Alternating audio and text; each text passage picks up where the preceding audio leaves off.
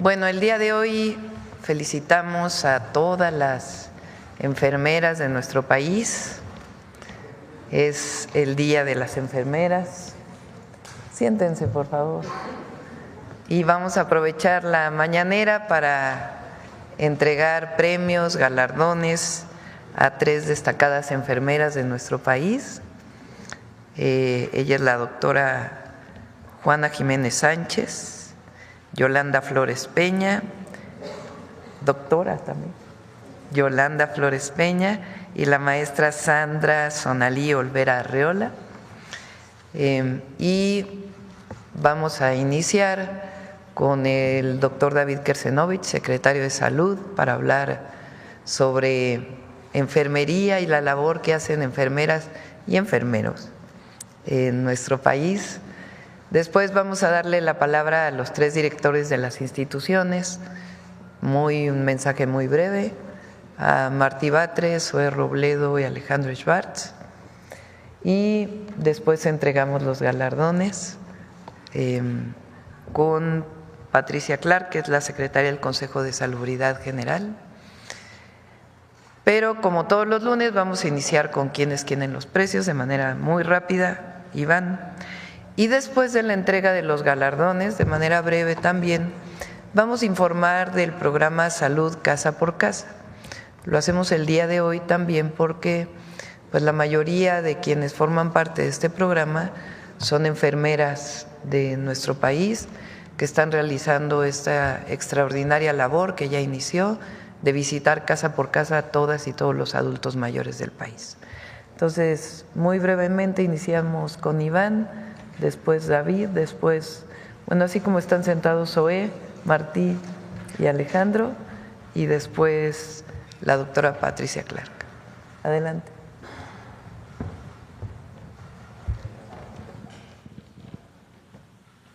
Muy buenos días. Con su permiso, Presidenta. ¿Quiénes quieren los precios? Iniciamos con el seguimiento a la Estrategia Nacional para promover la estabilización del precio de la gasolina y continúan las buenas noticias porque ya disminuyó el precio promedio nacional del litro de gasolina regular a 23.60. Y aquí presentamos el mapa como lo hicimos hace un par de semanas, en donde ya se ve en cada una de las regiones cómo ya el precio promedio está en todas por debajo de los 24 pesos, destacando en la región norte en 22.70, y se acuerdan que en sureste estaba en 24, ya se disminuyó a 23.95 debido al esfuerzo de Pemex y de todos los actores de la zona. Entonces, son buenas noticias para las personas consumidoras de gasolina. Adelante. Y bueno, la identificación de los precios justos de acuerdo a nuestro monitoreo, destacando esta gasolinera de Punto Más en Torreón, Coahuila, que venden 23.19 el litro, y aquí en cada una de las regiones. Por lo tanto, a todas ellas les vamos a poner una palomita. Continuamos con las que continúan dando precios caros. Encontramos esta en nuestro monitoreo Petroseven en Saltillo, Coahuila, en 24.99, y esta de Oxogas en Cancún, Quintana Roo, que está en 24.74, pero tiene un margen de ganancia de 3 pesos con 33 centavos por litro de gasolina. Por lo tanto, les vamos a poner un tache. Seguimos con el monitoreo de la canasta básica, la más barata, 738.40 en Chedraui, Campeche, palomita. Y la más cara en Walmart Hipódromo en Tijuana, Baja California, 993 pesos con 40 centavos, tache. 3 ciudades en nuestro monitoreo: Cuautitlán Izcalli, Estado de México, Mercado Soriana Izcalli, la más barata, 831,60, palomita. Y la más cara, Bodega Aurrera 1, 879,60, también palomita por estar por debajo de los 910 pesos. Ciudad Juárez, la más barata, Soriana Hiper López Mateo, 787.10, palomita. Y la más cara, Walmart en esta ciudad, 955.40, tache. Zapopan, Jalisco, Chedraui Acueducto, la más barata, 812,20, palomita. Y la más cara, Mega Soriana, 876 pesos, también palomita por estar por debajo de los 910. Seguimos con nuestro monitoreo de tortilla de tortillería, Recordar, en este caso fueron 490 tortillerías. La muestra, la información de cada una de ellas está en la página de internet para que puedan ubicar la más cercana a su domicilio. Encontramos estas 3 en Naucalpan, Morelia y Playa del Carmen, que está en 20 pesos el kilo. Les vamos a poner una palomita. Y las más caras, 28 pesos el kilo en Tijuana, Mérida y San Luis Potosí, les vamos a poner un tache. Seguimos.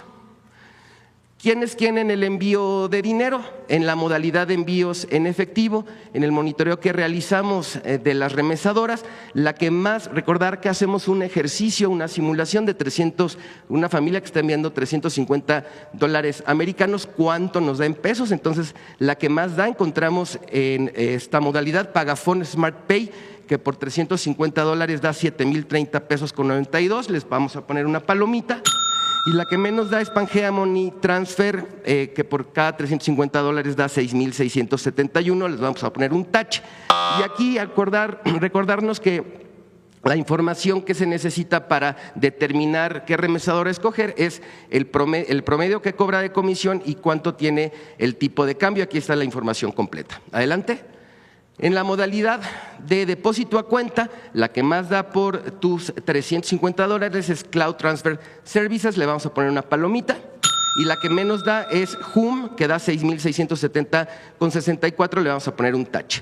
Informarle a todas las personas que vayan a enviar dinero de Estados Unidos para acá que contamos con una calculadora en nuestro sitio de internet, en donde ahí le ponen cuántos dólares enviarían y le sale el resultado de cuánto sería en pesos mexicanos para que tomen la mejor decisión. Adelante.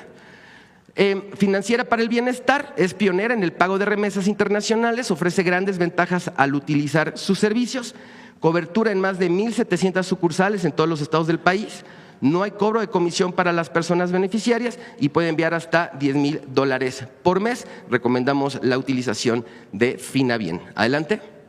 La revista del Consumidor de mayo de 2025 tiene estudio de calidad sobre queso de puerco. Se analizaron 10 productos. Pueden consultar el estudio completo en la revista del Consumidor. Descárguenla. Pueden consultar y muchos más artículos muy interesantes. Adelante. Finalizamos con los consejos Profeco de la semana. 1. El precio promedio de la gasolina regular continúa a la baja. Consulta en nuestro mapa virtual, aquí está la página de internet para que puedan revisar dónde están las gasolineras y sus precios. 2, elige los establecimientos con precios justos, puedes tener un ahorro de hasta 255 pesos en tu canasta básica.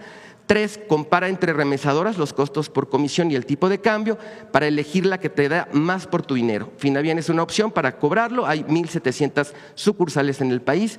4, revisa el estudio de calidad de queso de puerco en la revista del Consumidor, encontrarás datos importantes para que realices un consumo informado. Nuestras redes sociales, la página de internet y el número del consumidor. Muchas gracias, Presidenta. Muy buenos días. Gracias, Iván. Adelante, David.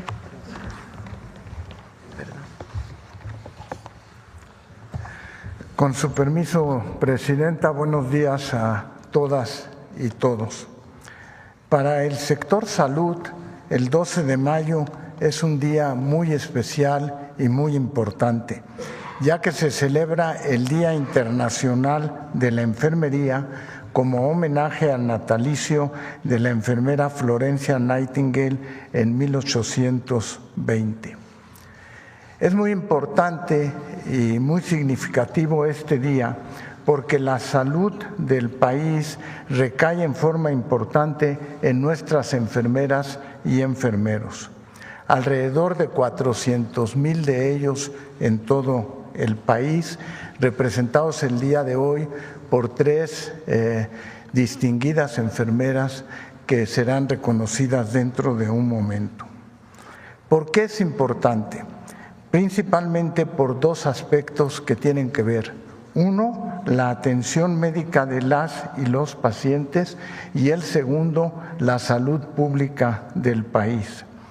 Nuestras enfermeras y enfermeros prestan cuidados a las personas enfermas, realizan curaciones en clínicas y hospitales, contribuyen, por ejemplo, a abatir la mortalidad infantil y participan en campañas de salud para abatir las enfermedades infecciosas. Son apenas algunos de los ejemplos de lo que cotidianamente hacen por nuestra salud.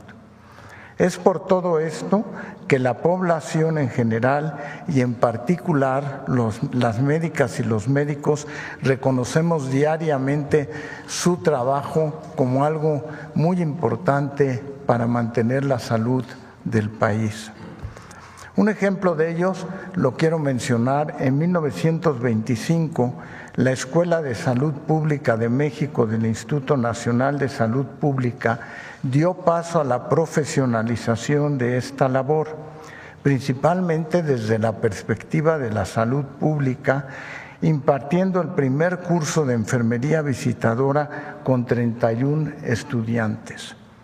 Hoy podemos mencionar con gran orgullo la contratación de alrededor de 20,000 enfermeras y enfermeros para el programa de salud Casa por Casa, brindando atención preventiva, seguimiento clínico y orientación en salud en los domicilios de personas adultas mayores y personas con discapacidad, y dándoles además a las enfermeras la capacidad de resurtir recetas previamente autorizadas por los médicos. Un programa muy innovador que escucharemos dentro de unos momentos.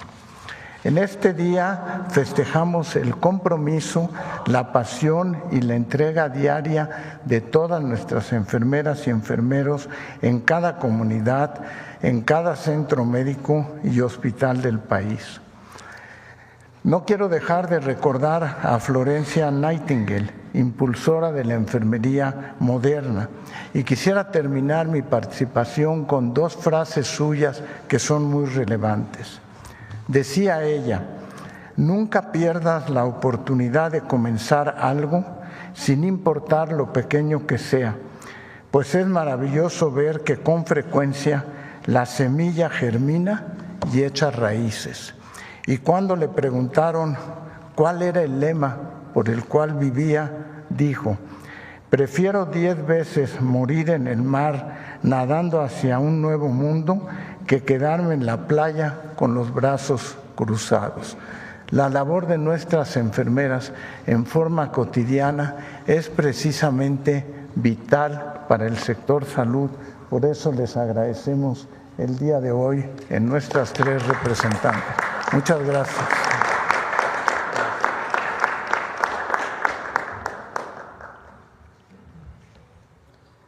Muchas gracias. Con su permiso, Presidenta, muy buenos días a todas y a todos y muchas felicidades a las enfermeras que hoy celebramos. Simplemente comentar, cada enfermera en su comunidad, en su centro de trabajo, pero también en su hogar, son sostén de muchísimas familias mexicanas. Por eso son tan entrañables en su función, así como el soldado, la maestra, la enfermera de la institución pública, significa en muchos casos las posibilidades de la recuperación de la salud y de la atención médica, como ya lo ha mencionado el doctor Kersenovich. En el Instituto Mexicano del Seguro Social laboran 121,696 enfermeras y enfermeros. Eran en 2019 109,000, un crecimiento importante, porque también creció el protagonismo que tienen en diferentes áreas de la atención médica. Hay hoy una consulta de enfermera especialista en medicina familiar como uno de los modelos preventivos para hacer los chequeos generales, no solamente de las personas, sino también de todo su entorno familiar. Y dado que ese rol se ha ido incrementando, ese protagonismo en las áreas de atención médica, lo mismo en la consulta, en los quirófanos, en las unidades de cuidados intensivos y en muchos de los otros servicios, es que el año pasado se aprobó en el Seguro Social el reconocimiento a la licenciatura en enfermería. Antes el IMSS formaba licenciadas y licenciados en enfermería, pero contrataba técnicos en enfermería.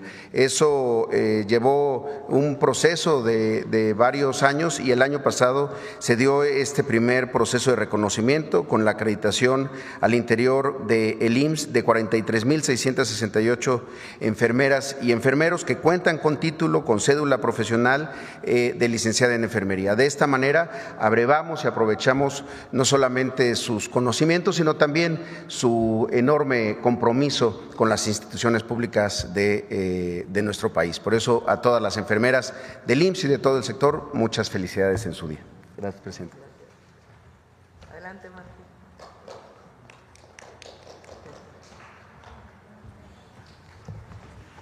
Buenos días, presidenta Claudia Sheinbaum. Buenos días, amigas, amigos de los medios de comunicación, y felicitaciones a las enfermeras que se encuentran hoy aquí y a todas las enfermeras y enfermeros.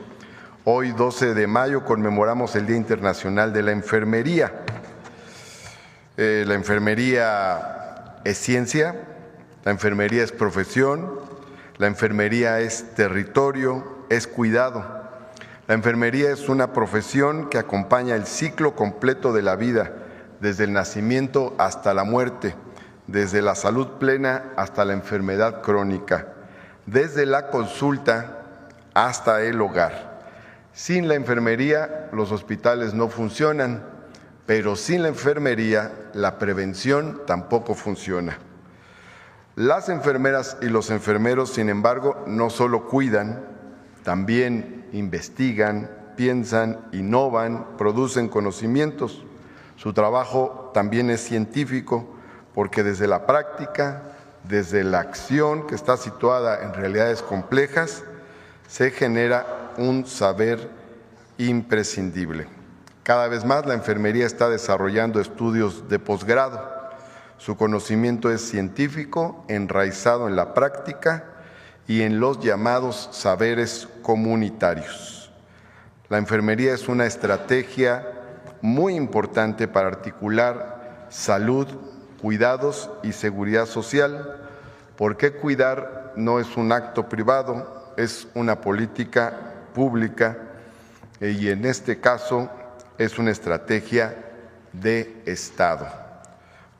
En el ISSSTE tenemos 32,792 enfermeras y enfermeros, 82% mujeres, 18% hombres. El día de hoy deseamos felicidades, hoy y siempre, a todas las enfermeras y a todos los enfermeros de todas las instituciones públicas y privadas. Muchas gracias, presidenta. Bonito día.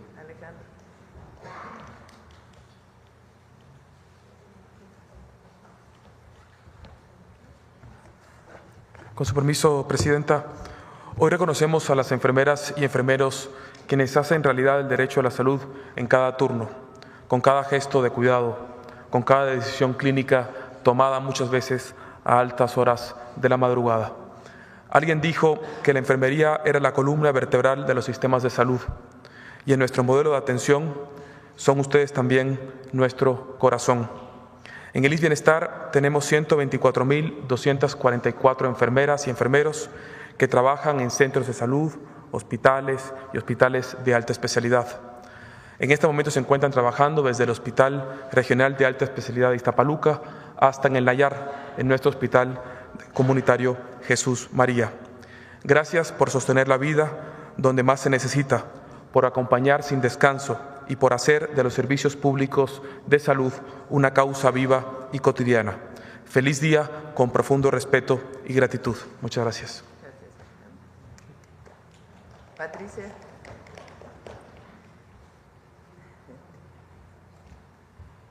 Te ayudo.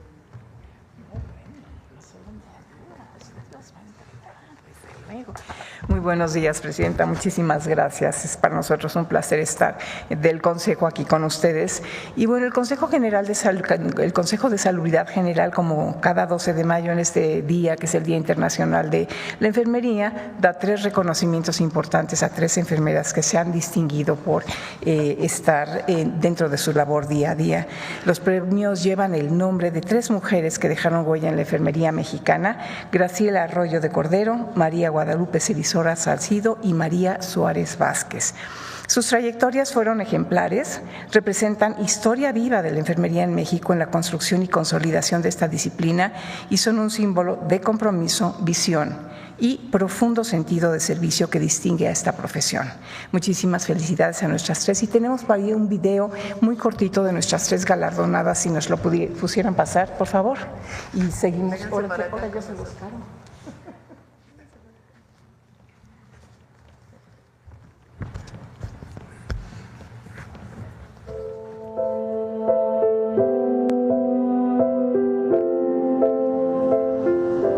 Enfermería vea a la persona en todo su contexto, no solamente en lo biológico, sino en su contexto cultural, social.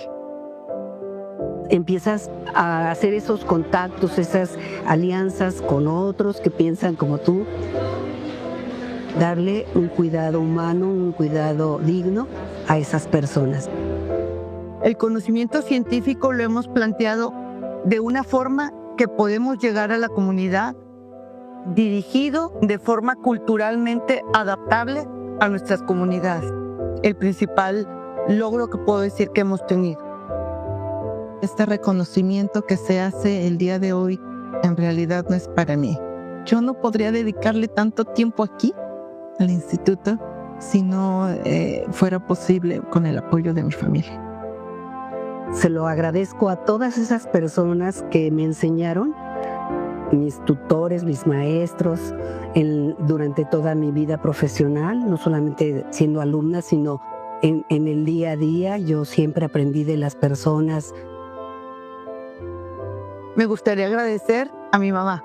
Ella fue la que me puso la enfermería en las venas.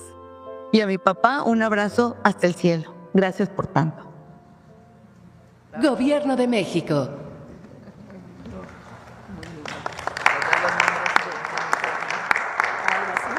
Vamos a dar, ahora sí empezamos con sus reconocimientos. Entonces, Graciela Arroyo de Cordero, este premio del 2025 va a la doctora Juana Jiménez Sánchez.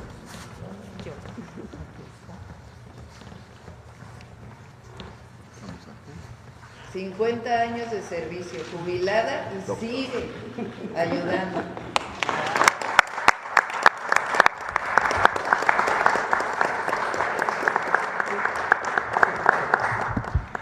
El premio María Guadalupe Cerizola Salcido 2025 va a la doctora Yolanda Flores Peña.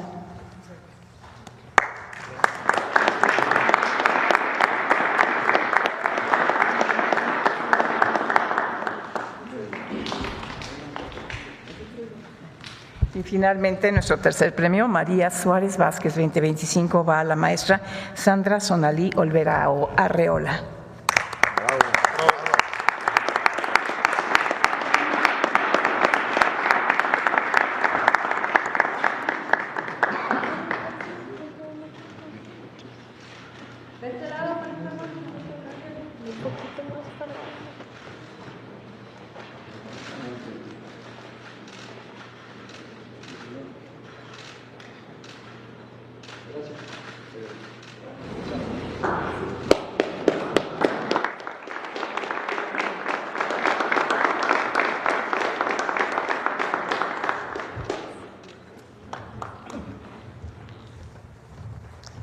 Muchas felicidades a todas las enfermeras y enfermeros del país. Su labor trascendente de promoción y atención de la salud y al mismo tiempo de cuidado. Muchas gracias y muchas felicidades. Bueno, vamos con el salud casa por casa muy rápido para poder informarles de esta, ya hemos informado, pero ya está a todo lo que da en funciones este programa social Salud Casa por Casa, en donde trabajan principalmente enfermeras y enfermeros del país. Adelante, Ariadna. Con el permiso de la presidenta, buenos días, muchas felicidades a todas las enfermeras del país y vamos a presentar los avances de Salud Casa por Casa. Adelante. Llevamos hasta el momento visitadas 8,5 millones de viviendas de personas adultas mayores y personas con discapacidad para la aplicación del censo. Esta parte la realizan los servidores de la Nación. Adelante.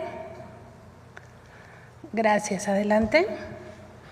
Hoy queremos recordar qué estamos preguntando en el Censo de Salud y Bienestar.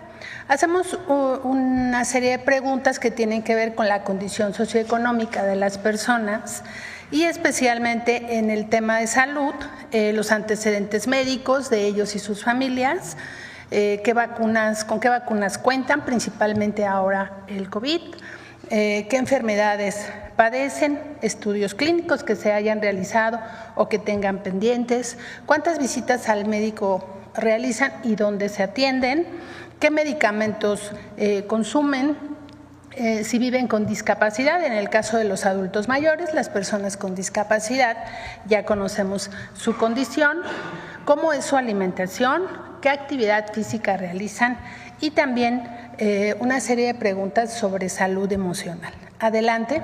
Y hoy les traemos brevemente en esta gráfica las enfermedades más prevalentes que conocemos en las personas adultas mayores, siendo la diabetes y la hipertensión la que tiene mayor prevalencia.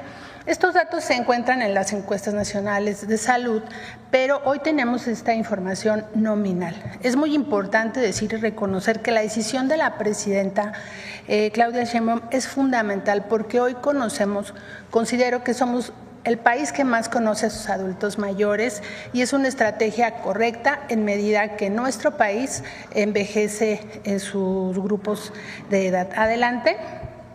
Con base en esta información del censo, se ha clasificado, como aquí lo hemos comentado en otras mañaneras, por grupo de riesgo a las y los adultos mayores y personas con discapacidad.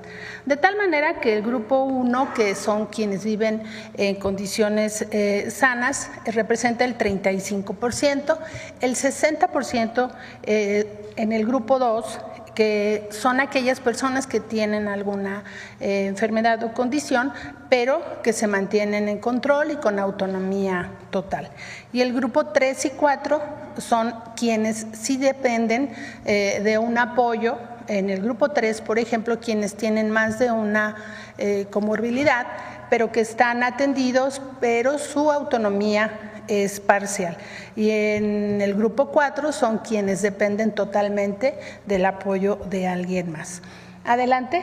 En medida de este análisis y de esta información que ya tenemos del censo y de manera nominal de las personas, la Secretaría de Salud ha desarrollado los protocolos nacionales médicos a cargo de la doctora Patricia Clark y que el doctor Kersenovis nos ha apoyado para que especialistas del sector salud capaciten al personal de enfermería sobre estos protocolos nacionales. Ahora hemos sido ya capacitados todo el personal en el protocolo de hipertensión arterial, diabetes tipo 2, obesidad y sobrepeso y enfermedad renal crónica, que el sector salud ha diseñado como la guía para el trabajo y la atención de los facilitadores de salud. Adelante.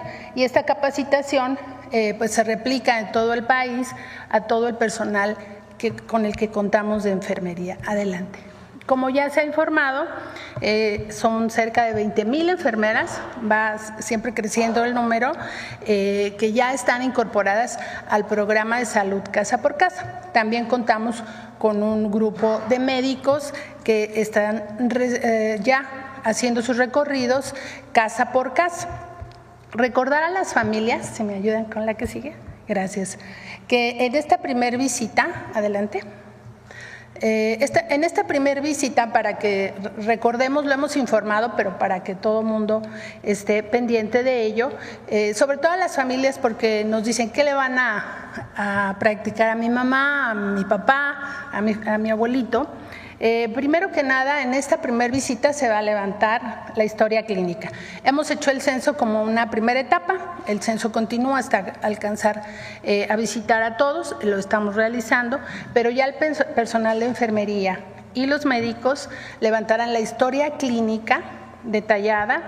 También se aplicará un cuestionario, se va a actualizar conforme ya se haga la visita y la primer consulta, y se van a aplicar algunas pruebas. Y a partir de ahí se va a clasificar o a corregir o a confirmar la clasificación que se ha hecho por parte del censo. Adelante. Y bueno, ¿qué va a suceder en esta primera visita? La toma de signos vitales, la valoración del estado nutricional, que es peso y talla, la agudeza visual y auditiva, detecciones y pruebas rápidas de glucosa, colesterol, triglicéridos, la capacidad locomotriz, poder bañarse, alimentarse, salir a caminar, etcétera. Orientación sobre la salud bucodental, y también se va a ir dando consejos a las y los cuidadores. De tal manera que este es el avance del programa de salud casa por casa, y muchas felicidades a todas las enfermeras y a las enfermeras de bienestar. Muchas gracias, presidente.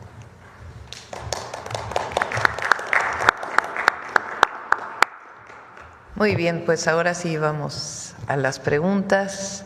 Vamos, si quieren, primero por acá.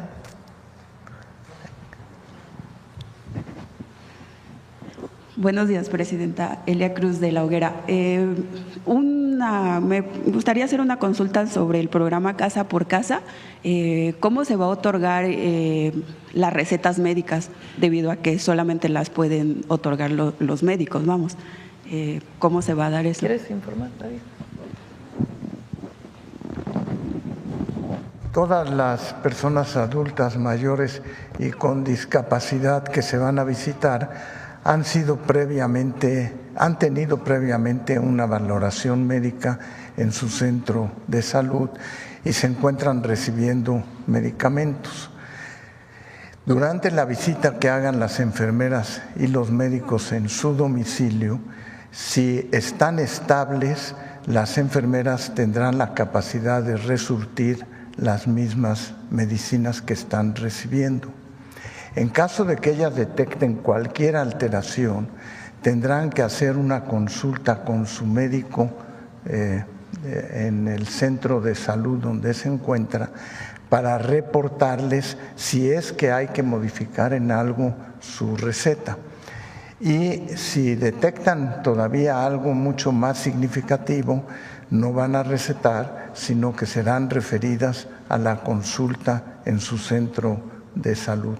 Lo que es importante es que hay una coordinación estrecha entre las enfermeras, el médico tratante, y todo queda registrado de tal manera que la historia clínica de esa persona sigue activa y se les otorga el servicio con mucha seguridad en lo que tiene que ver.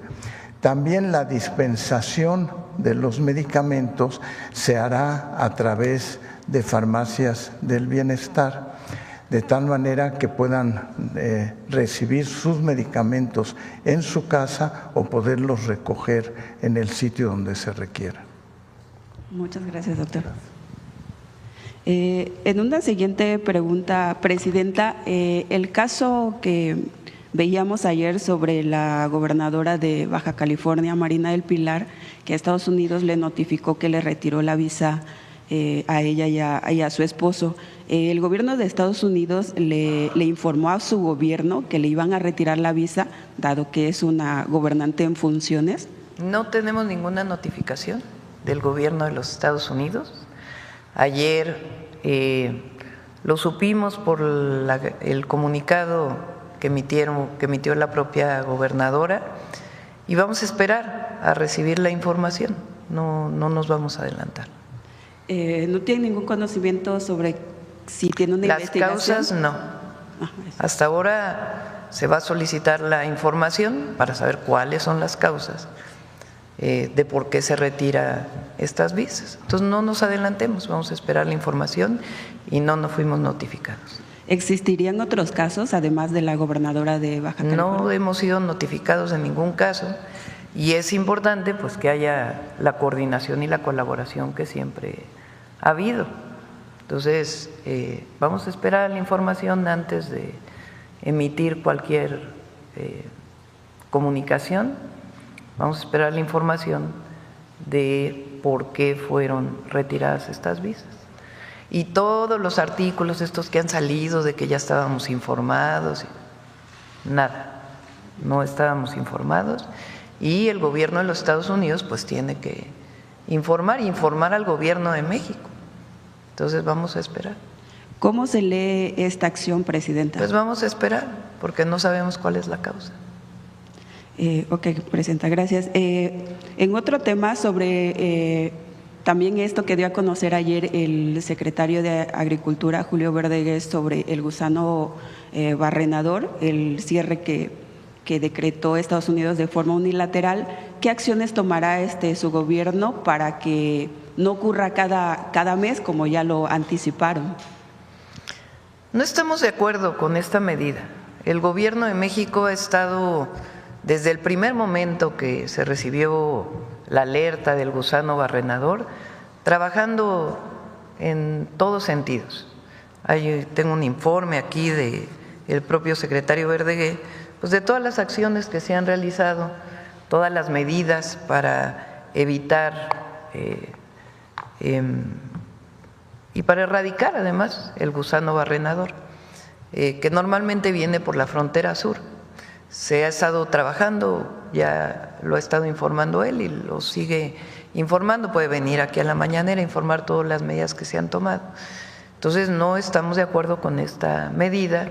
Habló el secretario Verdeguer con la secretaria de Agricultura de Estados Unidos, se planteó que van a ser 15 días para poder pues seguir trabajando y esperamos que muy pronto se levante esta medida que consideramos injusta. Entonces vamos a esperar estos 15 días y vamos a seguir informando. Y como lo he dicho en otras ocasiones, México no es piñata de nadie. Lo que hay es colaboración, hay coordinación, pero ni hay subordinación, ni tampoco podemos estar a lo que se diga cada día, dependiendo de, en particular, la Secretaría de Agricultura del Gobierno de los Estados Unidos. Entonces, acaba de estar el secretario de Agricultura con ella. Entonces, a México se le respeta. Presidente, ¿tienen un estimado de cuánto serían las pérdidas económicas por el cierre de estos 15 días? Esperamos que no tenga pérdidas importantes, dado que van a ser 15 días, entonces se puede reanudar la exportación y ya vamos a ir informando paso por paso, sin adelantarnos. Bien, Presidenta, muchas gracias. También quería preguntarle si en el Gabinete de Seguridad ya le dieron un poco más de información sobre el asesinato de esta candidata de Morena en Veracruz, que ocurrieron los hechos ayer y si tienen el móvil, si ya están haciendo la investigación o qué más información podría darnos. Estamos en coordinación, particularmente el secretario de Seguridad y todo el apoyo que se requiera en este periodo electoral por parte de Veracruz y también de Durango, además de la vigilancia permanente por la elección del 1 de junio y el trabajo que se hace en coordinación con el Instituto Nacional Electoral. Entonces está en coordinación con la gobernadora del estado de Veracruz y haciéndose las investigaciones. ¿Aún no saben el móvil? No sabemos el móvil, pero el día de hoy les pedí que entraran en comunicación con la gobernadora y en caso de que sea necesario con la Fiscalía del Estado de Veracruz para poder apoyar en todo lo que se requiera. Ayer, Presidenta, usted hizo un recorrido por el trolebús de Chalco a Santa Marta. Ya anunciaba que el próximo domingo ya finalmente va a ser la inauguración, pero también comentaba que 6 estaciones aún no iban a estar en funcionamiento. ¿Cómo va a operar entonces el trolebús? ¿Va a ser todo el circuito? Son 15 estaciones, de las cuales 9 están operando, faltan 6.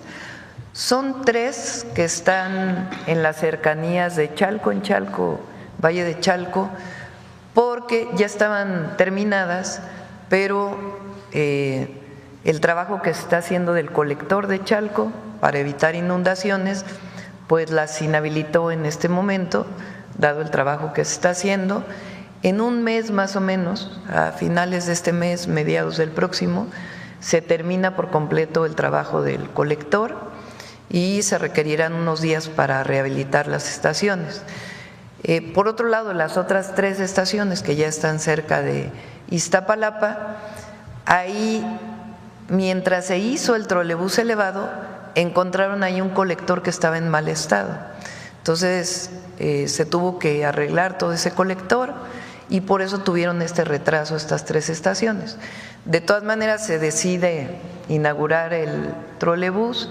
Es una obra muy importante, es una obra de transporte público metropolitano para el oriente de la zona metropolitana del Valle de México, de Chalco a Santa Marta, a Catitla, y de Santa Marta hasta Constitución de 1917 por Ermita Iztapalapa, que esa obra prácticamente toda la hicimos cuando fui jefa de gobierno de la Ciudad de México. Se quedó hasta la Universidad Autónoma de la Ciudad de México, ahí en Iztapalapa, y después Secretaría de Infraestructura, Comunicaciones y Transportes hizo la liga por debajo del puente de la Concordia para llegar a Santa Marta, Catitla, y de ahí hasta Chalco. Entonces se inaugura porque es muy importante que, que si ya está listo se inaugure y al mismo tiempo se van a ir terminando las otras estaciones. ¿Ya tienen un tiempo estimado en cuánto van a estar habilitadas estas 6 estaciones? Sí, se los proporcionamos a través de Infraestructura, Comunicaciones y Transportes. Ayer todavía no sabían exactamente la fecha, pero se van a estar trabajando. Y lo importante es que ya entre en operación el próximo domingo, el 18 de mayo.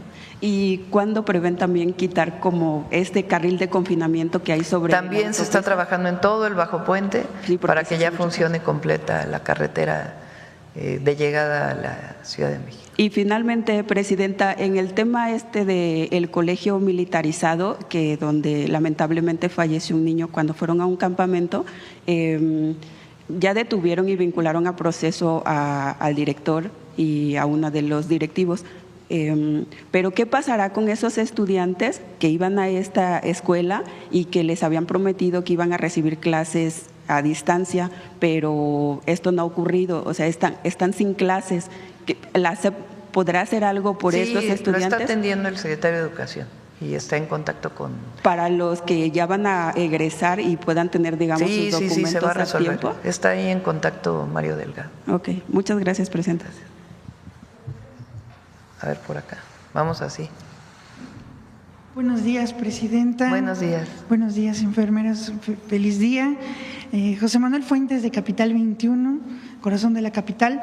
Temas de salud, preguntarle su opinión sobre esta meta que se alcanzó por la campaña nacional de vacunación que terminó el 3 de mayo.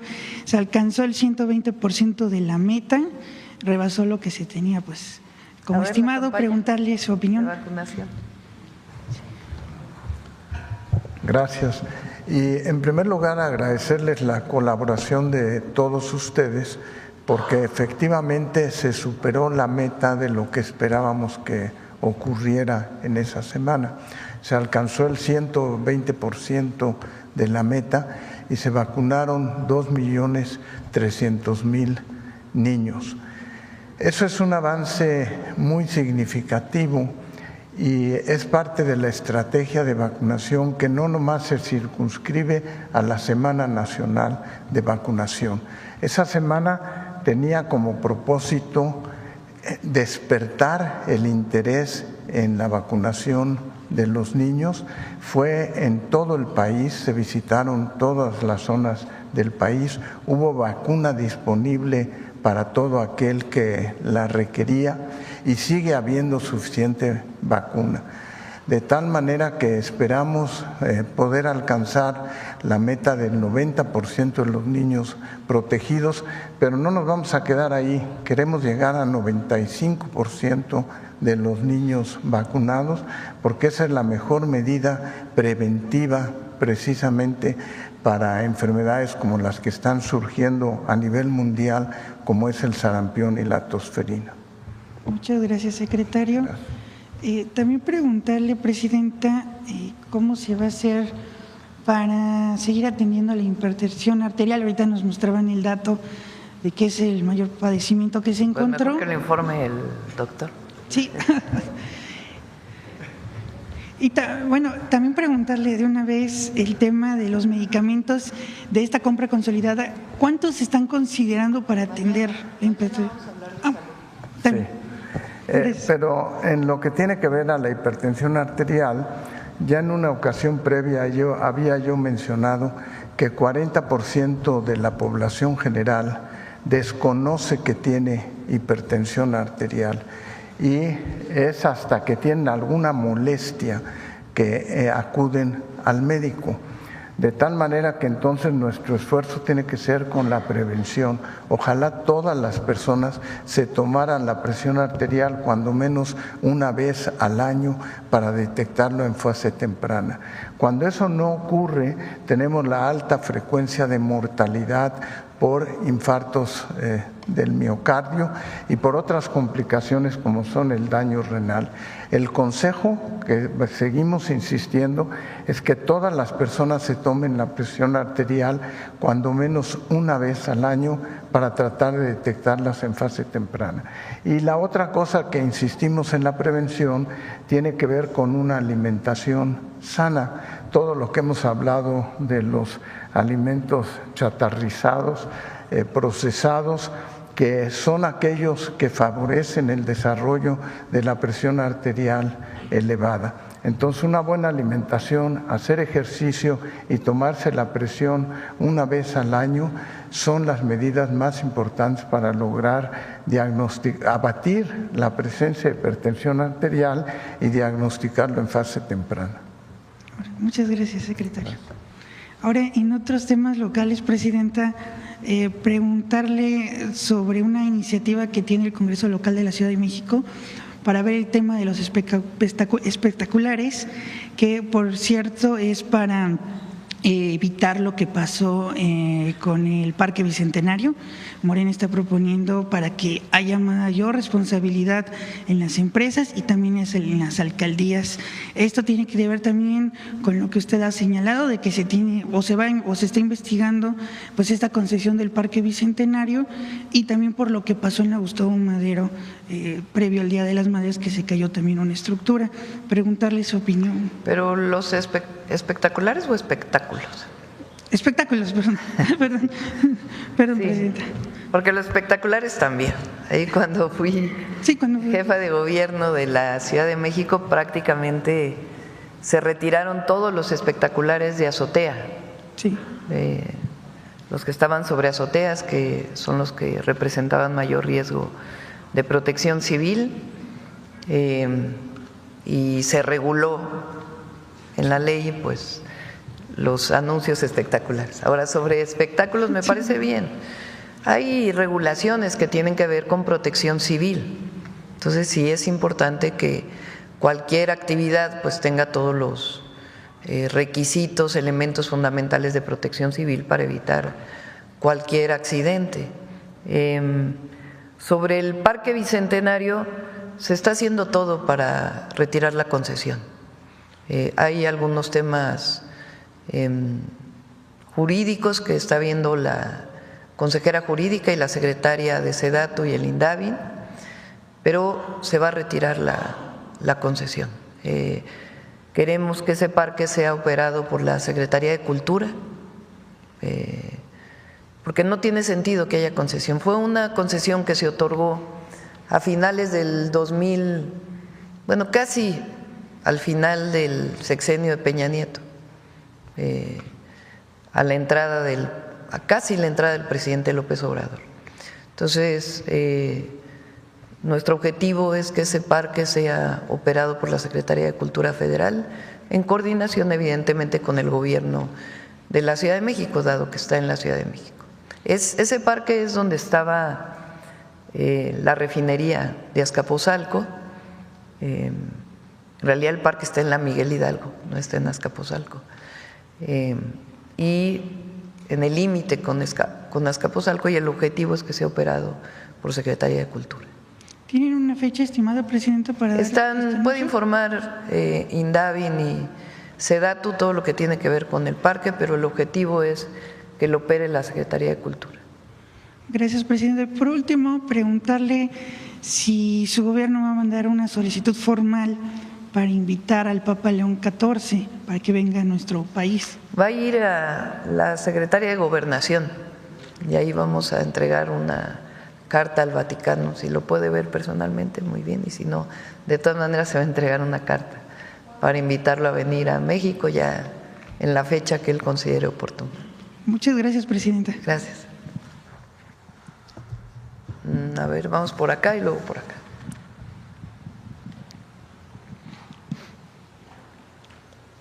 Buenos días, Presidenta. Soy Juan Felipe Parado, transmitiendo desde la frontera Baja California. Bueno, allá en el noroeste sigue siendo noticia el exitoso tianguis turístico, y le comento por qué. A raíz de que se llevó a cabo en Rosarito el tianguis turístico, inversionistas que no habían volteado a ver a Baja California se quedaron impactados con la belleza geográfica, sus playas, e incluso se pronostica, y más bien se está platicando ya de que es muy probable que haya inversiones del sector turístico en Rosarito, Ensenada, Tijuana. ¿Qué mensaje le daría usted a estos probables inversionistas que están volteando a ver este paraíso turístico de Baja California? Primero, decir que la gobernadora Marina del Pilar está haciendo un muy buen trabajo al frente de Baja California, que entre otras acciones que ella ha desarrollado está este recién tianguis turístico, que además por primera vez fue un tianguis binacional entre Baja California y California, particularmente San Diego y Tijuana. Y fue muy exitoso de un lado y del otro lado de la frontera. Y además pues ha sido el tianguis turístico más visitado, un muy buen trabajo también que hace Josefina, la secretaria de Turismo, y fue muy importante el trabajo que se hizo, porque además no solo se quedó intramuros, sino que permitió que la ciudadanía pues conociera muchísimas partes del país, porque no solamente fue la promoción de Baja California, sino los tianguis turísticos, pues es la promoción de todos los estados de la República. Entonces fue muy buen evento. Los inversionistas están muy emocionados, le decía usted, eso es buen resultado del trabajo que pues hay que reconocerlo, digo, al final del día se coordinaron perfectamente bien la gobernadora Marina del Pilar, el alcalde Ismael Bulqueño y por supuesto la alcaldesa Rocío Adame de Rosarito. Me llama la atención porque yo he acudido a algunos tianguis en Acapulco y esta vez como que se tomaron de la mano una acción tripartita, y esto deja de manifiesto ya que pues se comenta que… Bueno, también hay que felicitar a ella, le toca cada 2 años. Así es. A un año le toca Acapulco, otro año fuera, un año Acapulco, otro año fuera. Así es. Y también Evelyn ha hecho un gran trabajo al frente del tianguis en Acapulco. Por cierto, estuvimos en Acapulco el viernes. Se ve muchísima vida, la verdad me dio muchísimo gusto, además de la estadística que tenemos de Semana Santa, que fue pues prácticamente el 90% de ocupación hotelera. Prácticamente yo diría que no queda ningún hotel ni condominio que no tenga, si no se ha rehabilitado por completo, trabajo para su rehabilitación. Se anunciaron 2 inversiones muy importantes, una, la recuperación de lo que era el Sisi en Acapulco, este balneario que muy visitado, y el otro del Hotel Elcano, que no había sido todavía iniciada su recuperación, ya lo adquirió un grupo turístico y ya va a iniciar su rehabilitación. Y la verdad es que pues regresamos el viernes ya en la tarde y pues toda la costera se veía llena, los restaurantes llenos, y eso que pues ya pasó Semana Santa, entonces va muy bien Acapulco. Este año le vamos a invertir como 3,000 millones de pesos en agua, desasolve de ríos, el trabajo que está haciendo Fonatur, que ahora se está encargando de la rehabilitación y mantenimiento de la costera, entonces los caminos, entonces muy buen trabajo que se está haciendo en Acapulco, además pues del trabajo que hizo Bienestar con los 2 huracanes. Entonces las dos entidades han hecho muy buen trabajo, y particularmente en lo que tiene que ver con el turismo.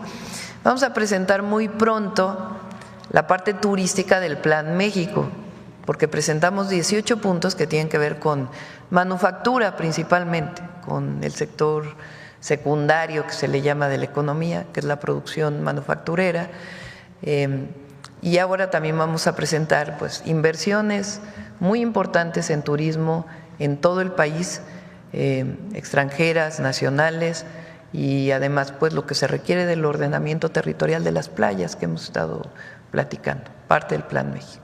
Muy bien. En otro tema, si usted me lo permite, Presidenta Claudia Sheinbaum, ¿ha platicado usted últimamente con el presidente Donald Trump referente al tema de las deportaciones? Le comento porque pues ha disminuido en verdad considerablemente las deportaciones por lo que respecta ahí en Tijuana, inclusive los albergues hoy en día pues están semivacíos. ¿Ha tenido usted alguna plática con el presidente para llegar a algún acuerdo, no sé, para disminuir esta? No tenemos información. Recientemente salió una información que estamos por estudiar sobre la industria automotriz, que en el primer trimestre tuvo exportaciones muy importantes, y vamos a esperar la información del segundo trimestre. Entonces no han disminuido importaciones, sino de exportaciones, y no tendrían por qué, porque en realidad los únicos sectores, digamos, afectados hoy por aranceles es la automotriz, que no, en particular en autopartes no hay aranceles, y en vehículos completos tienen algunas condiciones favorables frente a otros países del mundo, y acero y aluminio, que se está trabajando con el gobierno de los Estados Unidos. Fuera de eso, todas las demás exportaciones no tienen aranceles, si están dentro del tratado comercial con Estados Unidos. Quiere decir que va por buen camino el diálogo para poder lograr. Sí, hay buen diálogo. Enhorabuena. Y por último, Presidenta, preguntarle a usted qué opina sobre esta. Ya ve que se va a inaugurar una obra vial muy importante en Tijuana que va de playas de Tijuana a Otay, que está muy próxima incluso a inaugurarse. Esta obra pues la inició el expresidente Andrés Manuel López Obrador. La gente está muy contenta porque pues esta obra viene a desahogar el tráfico, va a haber una movilidad, se presume que va a haber una movilidad muy exhaustiva en este tema. La pregunta sería, Presidenta, ¿hay proyectos más adelante para ver obras como esta que puedan también beneficiar a la movilidad en Tijuana en puntos claves? Ya tenemos... Bueno, el viaducto elevado va a ayudar mucho. Se ha retrasado un poco porque hay una zona, justamente la entrada a la aduana, que solamente puede trabajarse como 5 horas al día, porque es una zona pues de paso muy importante que no se puede cerrar. Entonces esto pues hace que el trabajo particularmente en esa zona pues sea naturalmente pues no al 100 por la cantidad de horas que tienen para trabajar, pero va a ayudar muchísimo. En el caso de Otay 2 pues esa aduana se terminó, más bien del lado de Estados Unidos, que se habían comprometido a hacer su parte, pues no han hecho lo que les correspondía por parte de California. Entonces, Otay 2 se está trabajando para que pueda ayudar a aligerar Otay 1. Ya se está trabajando en ello. Y el viaducto elevado pues va a ser buenísimo. Lo que estamos trabajando con Baja California, uno de los proyectos más importantes, es la desaladora, para poder llevar agua por mucho más tiempo y no depender tanto también del Colorado. En Tijuana, y ayudaría obviamente a Rosarito y a Tijuana. Muy bien, por último, y le agradezco su atención, nos pueden platicar un poquito del tema del proyecto, creo que ya en desarrollo, de la desaladora que próximamente se va a construir en Playas de Rosarito. Es todo, muchas gracias. Muchas gracias. Ahora sí, por acá. Buenos días, presidenta. Me llamo el de Mexico News. Buenos días. Primero preguntarle sobre pues esta última declaración más reciente que hace el presidente de Estados Unidos relacionado con el tema de los medicamentos. Por decreto anuncia que va a haber una política de nación más favorecida que va a obligar básicamente a Estados Unidos a pagar por medicamentos al mismo precio que el país que los adquiera más barato.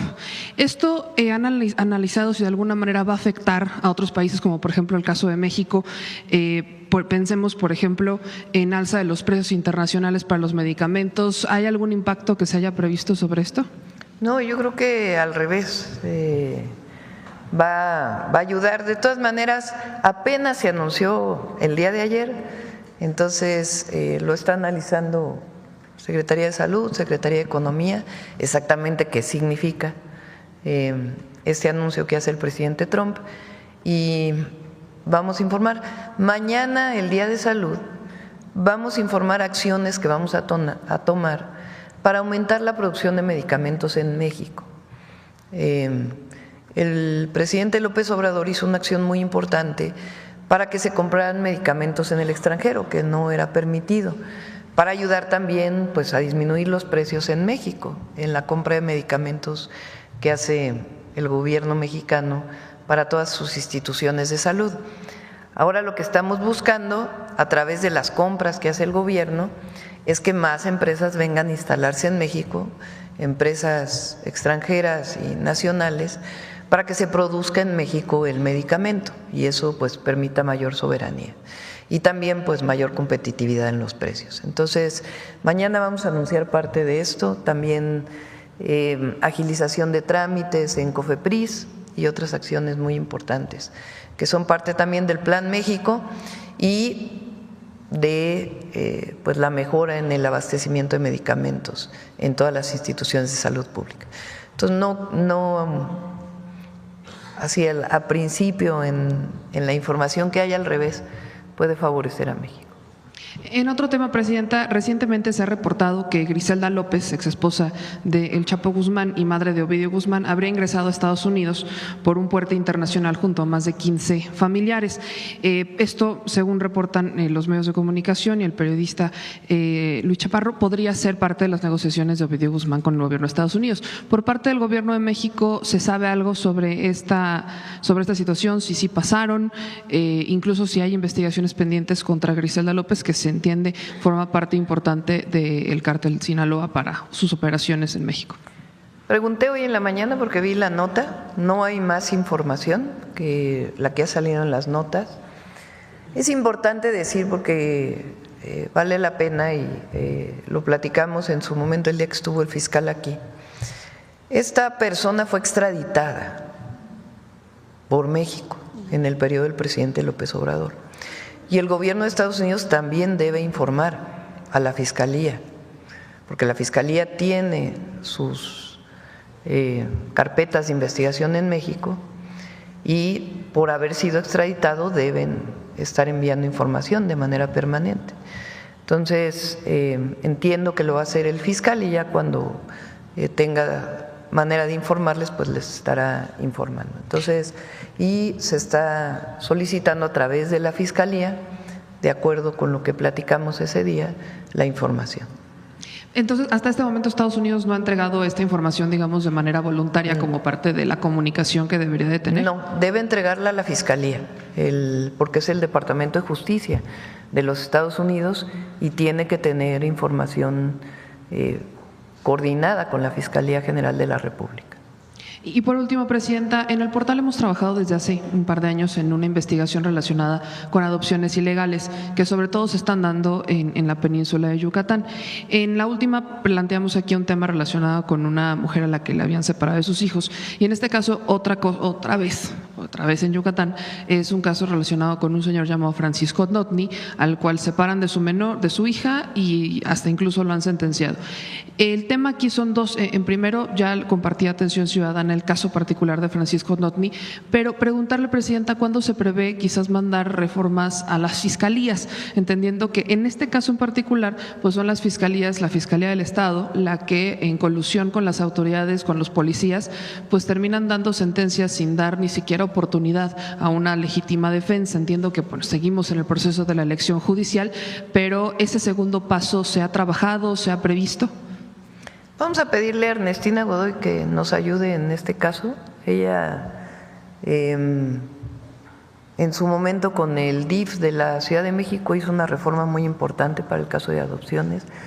La embajadora hoy en Argentina, que era diputada entonces, Lilia Rosbach, fue quien encabezó esta modificación y le planteamos a Ernestina que nos ayude a revisar el caso y también pues a ver si es necesaria o si es factible una reforma federal. Muchas gracias, Presidenta. Buen día. Gracias. A ver, por acá.